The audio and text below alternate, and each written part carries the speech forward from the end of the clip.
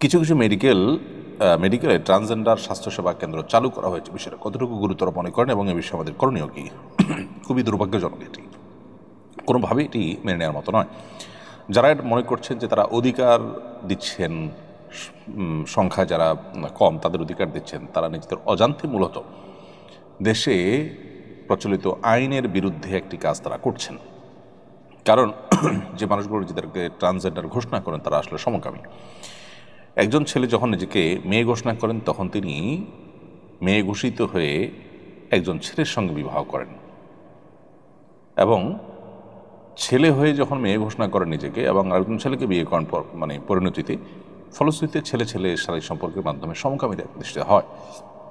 তো এই জন্য সমকামিতাকে এদেশে প্রতিষ্ঠা করবার জন্য যুগ যুগ ধরে পশ্চিমা বিকৃতিবাদীরা চেষ্টা করে যখন কোনোভাবে সফল হয় নাই, তখন তারা নতুন করে এই ট্রান্সজেন্ডারবাদের এই পদ্ধতিটাকে গোটা পৃথিবীতে তারা খুব অ্যাগ্রেসিভলি এটাকে তারা প্রতিষ্ঠা করবার চেষ্টা করছে।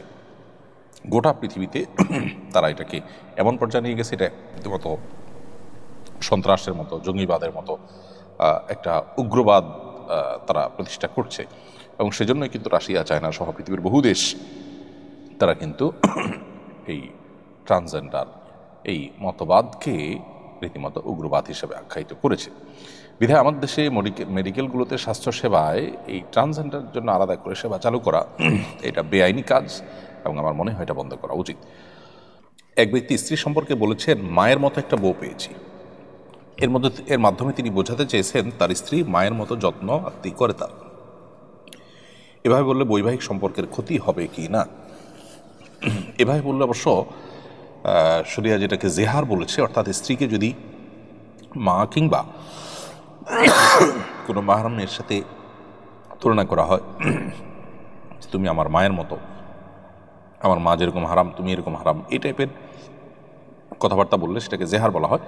তো এই কথা প্রশ্নে যেভাবে বলেছেন, এভাবে বললে এটা জেহারের আওতা পড়বে না, কিন্তু এ ধরনের কথা বলা থেকে বিরত থাকা উচিত। কারণ এটা শুনতে যেমন শ্রুতিকটু, ঠিক একইভাবে এটা জেহারের সাথে সাদৃশ্য হয় এবং ধোঁয়াশা তৈরি করে। বিধায় এ ধরনের কথা না বলে মূল বিষয়টাকে অন্য কোনোভাবে বলা যায় যে সে আমাকে অনেক বেশি যত্ন আত্মি করে,